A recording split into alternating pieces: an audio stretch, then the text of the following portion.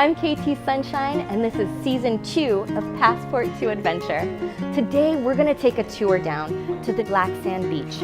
We're going to see the historical painted church. We're going to take a drive up to Hawaii Volcanoes National Park. And we're going to go across the road to the southernmost winery in the United States.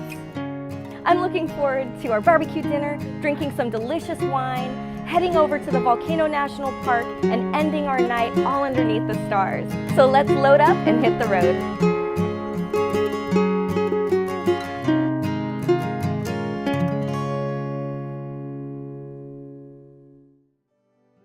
We've arrived at the Star of the Sea, also known as the Painted Church. From the outside, it looks like any other church. It's cute, the grounds are well manicured, but once you step inside, you discover a world built back in 1930. It is so peaceful inside of here. It's such a small building, but with the vaulted ceilings and the wall-to-wall paint, you really feel like you are in a different time. This church is dedicated to Father Damien. He was the first Catholic priest here in Kalapana. He went on to help treat patients afflicted with leprosy on Molokai. Although he eventually succumbed to the disease, Father Damien was recognized as a saint by the Catholic Church in 2009. This church was so special to the residents of Kalapana that they actually loaded it onto a flatbed truck and moved it several miles up the road in order to save it from the 1990 lava flow.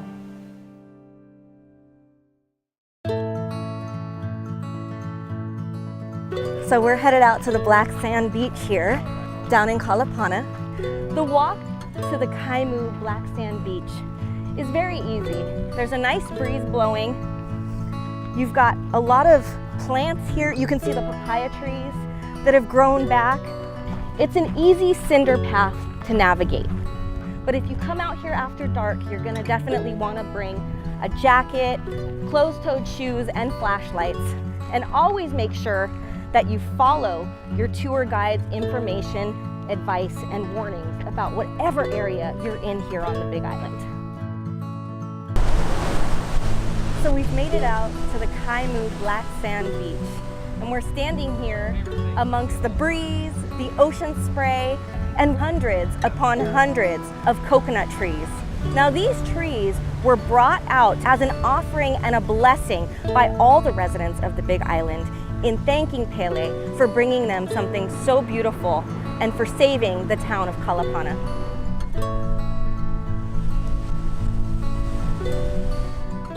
The most defining feature that we see down here is, of course, the black sand. This is formed not by erosion, but by explosion. When that hot molten lava travels down the mountain and finally meets with the cool ocean water, it breaks apart into what we call black sand. As beautiful as the sand and the rocks are here, make sure that you leave them here with the aina. State law prohibits removing any sand or rocks from the state of Hawaii.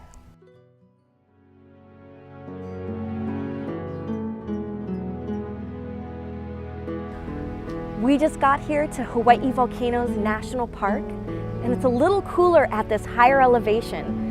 You can hear native birds chirping in the trees. You can see the lush greenery. Very, very different here. But what I'm excited to see is the crater. This is a hike out to the new crater that's formed inside the Hawaii Volcano National Park. They've shut down this road, and it's only open for people to walk to see this new view.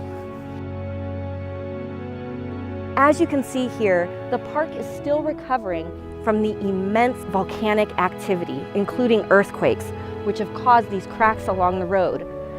Safety is a #1 priority, so make sure to stay within the path at all times and listen to your tour guide.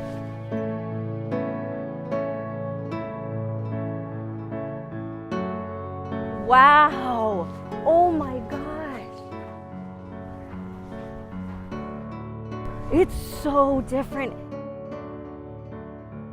We're here at the Hale Ma'u Ma'u crater, and it used to be about a half a mile long. and you could see this molten, bubbling lava inside, and that has completely drained out.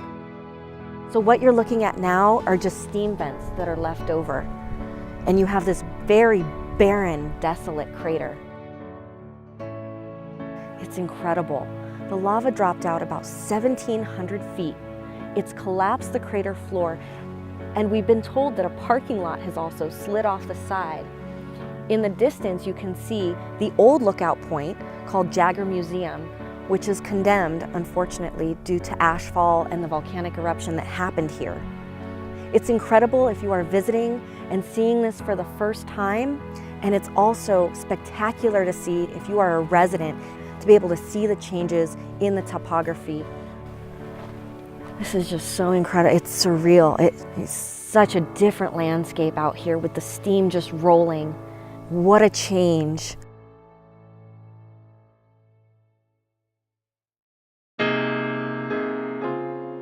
The sun has set and we've made it here to the Volcano Winery, where they produce delicious and exotic wines right here on the property.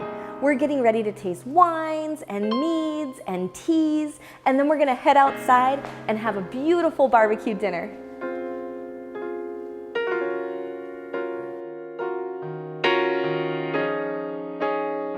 This evening we're here with Lonnie. Aloha. Hi, aloha. She's the manager here at the Volcano Winery, and she has agreed to help us go through and start our wine tasting. Oh, I'm excited. So we are going to try 8 of our standard wines, from dry to sweet. All of these wines are produced here on Volcano property. Our production room is right next door to us here. Wow. And this is one of our originating grapes. So this is the Symphony grape. Peach and apricot on the tasting notes here. This is our Symphony Dry. And we'd like to take you dry to sweet to get your palate acclimated to the sugars as we go down the line. And if you're familiar with the Pinot Grigio, this is probably a style closer to that. So you are going to smell peach and apricot. And the hybrid of this grape is going to be the Moscato of Alexandria and the Grenache Gris. So that gives us the base of this. And we're going to do the dry style on that. So tart and crisp and clean on the finish. Oh, that's delicious. Refreshing? Yeah. I mean, described so well. I don't know if it was you and it just that, it was perfect. So the great thing about our tasting flight is if when you come and enjoy it, you're trying 8 really different wines. And you are not going to try 8 really dry wines or 8 really sweet wines. We have a little bit of everything. So Lonnie, tell us about the winery here in Volcano. Absolutely. We have been open and doing tasting since 1993 here in Volcano, and planting grapes on the property since 1986. So all of our vines are well mature, and out of our 12 acres that we plant here, we do hand harvest everything from our grapes, and we roughly bottle about 60,000 bottles a year here at the winery, and everything is done on property. How many different types of grapes do you have growing here? 4. Okay. 4 different types, but they killed off probably about 28 varietals to find those 4 that would grow here. Wow, okay. So we have the Symphony grape, which you tried, different versions of, Pinot Noir, Syrah, and Cayuga White from upstate New York. Okay. And so what elevation are we at here? Right about 4,000. 4,000, wow. So we're getting that natural frost, we're getting that cooler temperature, and we're getting in a state where we're able to grow grapes because we do get those kind of colder temperatures, as well as solid lava rock, so that all that water drain right through from our rainforest rainfall. Beautiful, beautiful, really great. Well, thank you again for everything today. Thank you so much. This is just above and beyond anything that I was expecting or ready for. This has been such a treat. Well, mahalo for trying it. Absolutely. Thank you for having us. Thank you, honey. I've got my barbecue and my wine, and we're getting ready to enjoy this evening by the fire.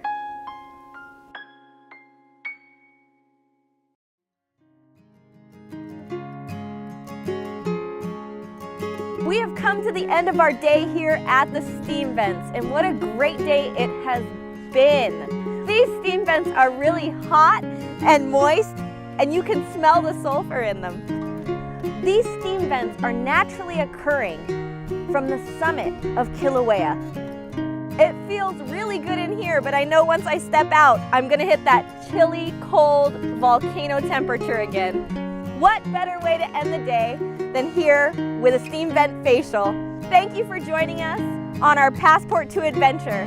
Take care, and always remember, follow your sunshine to adventure.